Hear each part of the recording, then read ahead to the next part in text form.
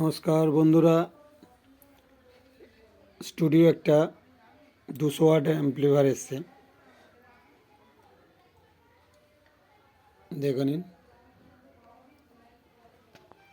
এইখানে ভালো করে দেখুন, একটা সাইড পুরো বন্ধ হয়ে গেছে, একটা চ্যানেল।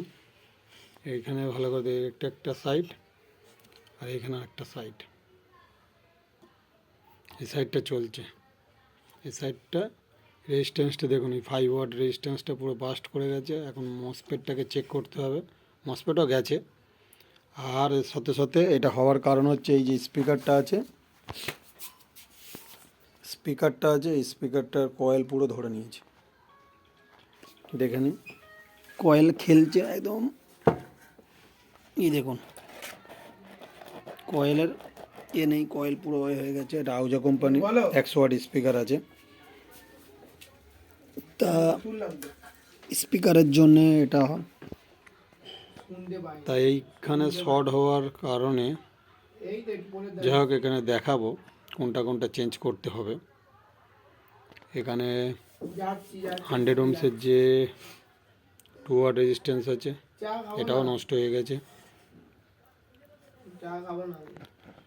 ছোট ড্রাইভার ট্রানজিস্টারগুলো মেপে দেখতে হবে। ঠিক আছে, পরে আমি দেখাচ্ছি। দেখুন, এইবারে মেশিনটি রেডি হয়ে গেছে। আমি একটু গান প্লে করে শোনাবো আপনাদের। গানটা একটু প্লে করতো।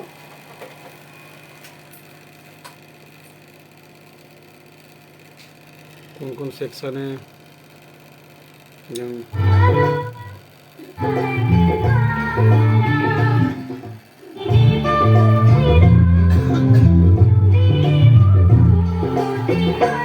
ঠিক আছে বন্ধুরা, আমার মেশিন পুরো ওকে, দুটো চ্যানেলই পুরো ওকে হয়ে গেছে।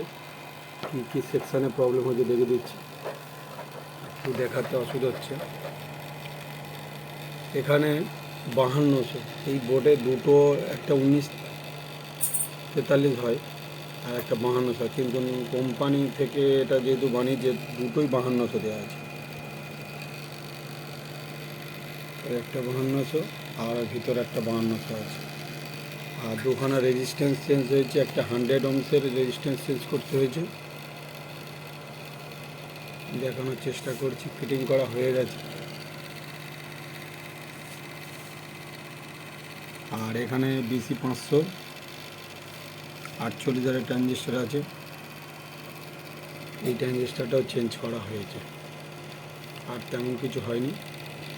বোর্ডের পিসিবির নিচটায় অনেকটা ফুয়েল উঠে গেছে, মানে পুড়ে গেছে, সেগুলোকে রিপেয়ার করা হয়েছে।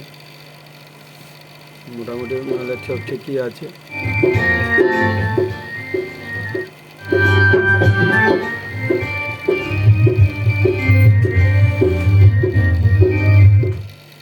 বেশিক্ষণ গানটা প্লে করতে পারছি না, কপিরাইট এসে যাবে।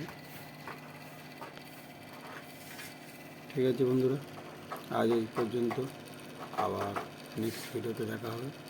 ও, পাখাটা যে শব্দ করছিল, পাখাটাও একটু রিপেয়ার করা, যে পাখার নিচে যে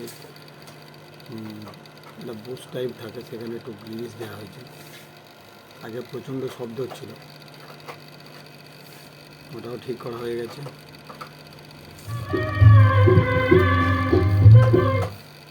ঠিক আছে।